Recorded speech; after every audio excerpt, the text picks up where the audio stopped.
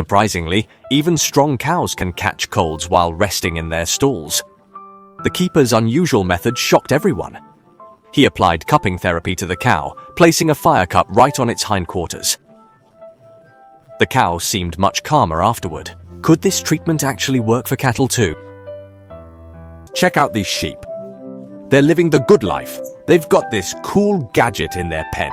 When the sheep get itchy, they just rub against this brush. It not only helps them scratch that itch, but also keeps their wool super soft and smooth.